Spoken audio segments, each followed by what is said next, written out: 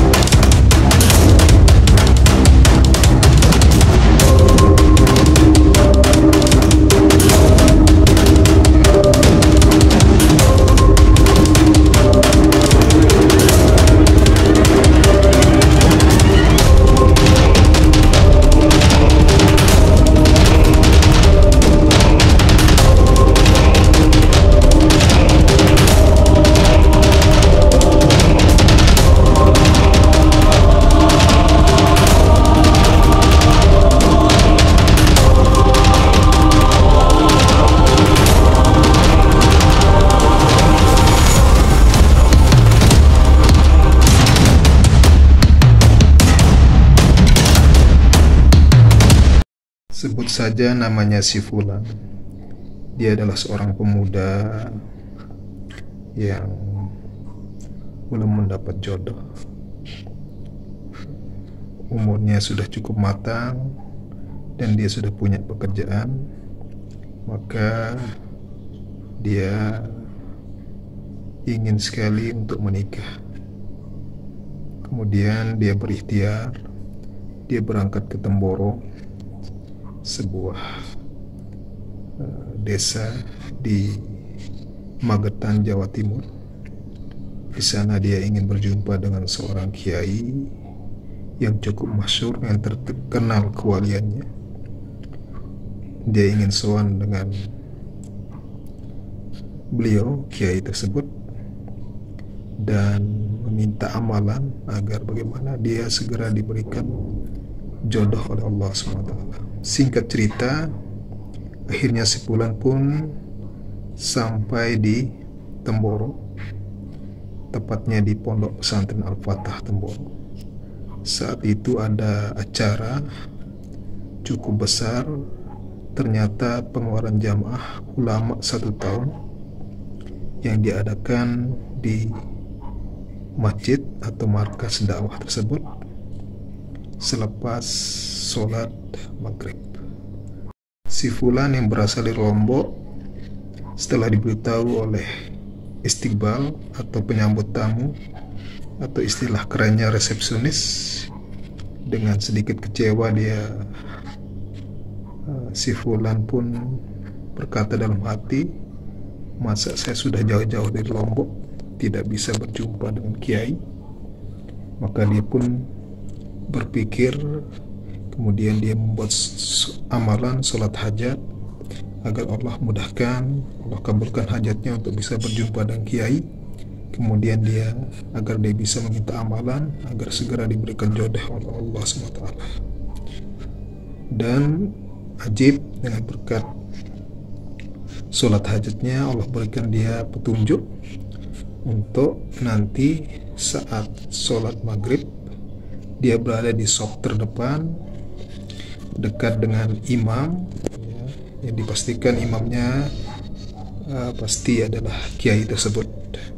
Maka dia berada setelah azan maghrib, dia sudah mempersiapkan diri, dia berada di saf terdepan, berada agak dekat dengan kiai. Dan betul saja, saat maghrib, yang memimpin sholat maghrib adalah Romo Yai tersebut.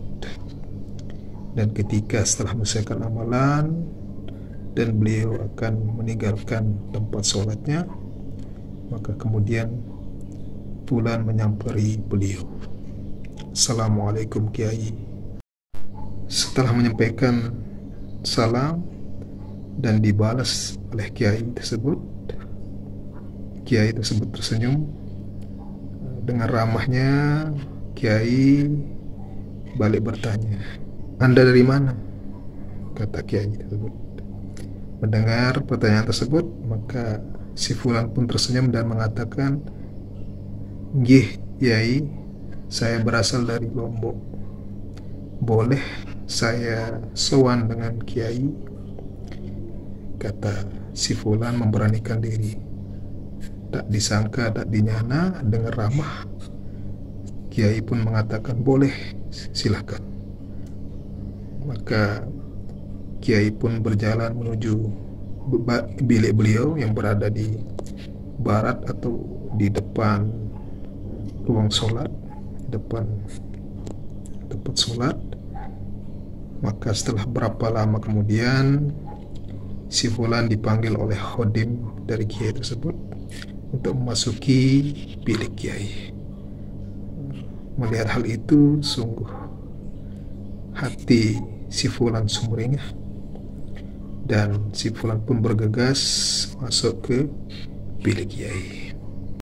Setelah masuk ke bilik kiai, si fulan pun duduk dengan penuh takzim, penuh penghormatan, dan setelah dipersilakan oleh Romo Yai untuk menceritakan keperluannya untuk sowan, maka akhirnya si fulan pun bercerita bahwa ingin meminta santriwati dari Yai gitu. Namun dalam hati terpikir, saya mungkin tidak pantas untuk mengucapkan hal itu, meminta hal itu kepada kiai. Maka yang keluar dari mulutnya adalah, "Romo Yai, mohon berikan amalan kepada saya agar Allah berikan kemudahan untuk mendapatkan jodoh." Maka Romo Yai pun tersenyum dan berkata kepada fulan, "Wahai fulan, saya akan berikanmu amalan, yakni bacalah ayat kursi sebanyak 170 kali. Bagus dibaca sekali duduk, selesaikan 170 kali. Bisa juga dicicil selama 1 kali 24 jam. Namun lebih afdolnya sekali duduk. Insya Allah dengan amalan ini, maka apa yang kau hajatkan Allah akan kabulkan." Maka si fulan dengan senang hati berkata, "Qabiltu ijazatuka." Saya menerima ijazah Anda, Romo Yai, dan mencium tangan dari Romo Yai.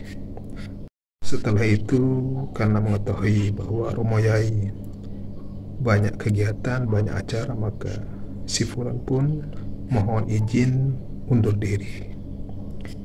Setelah berpamitan, maka setelah keluar dari bilik Romo Yai, tidak ada orang yang lebih berbahagia daripada si fulan saat itu. Dan alhamdulillah, beberapa tahun kemudian terdengar kabar bahwa si fulan telah memiliki beberapa orang anak.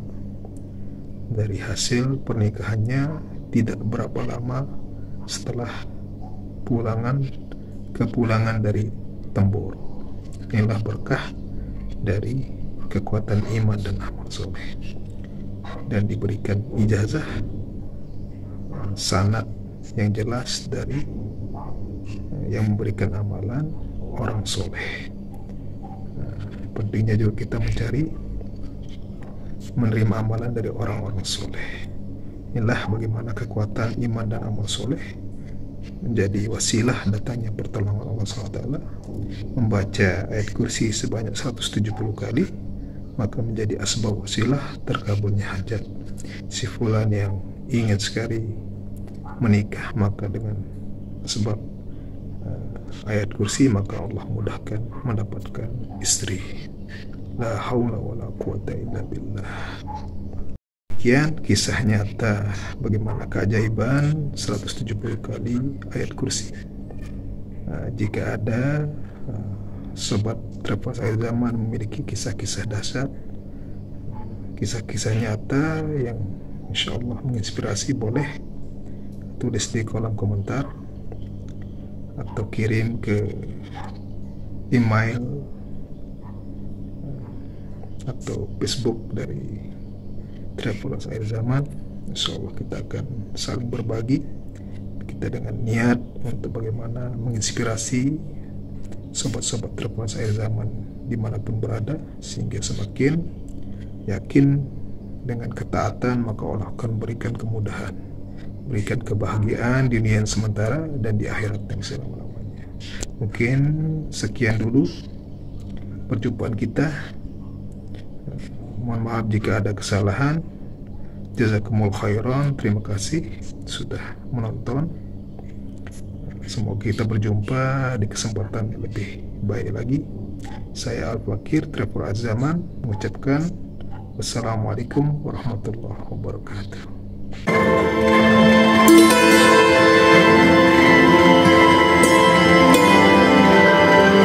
Kehidupan adalah perjalanan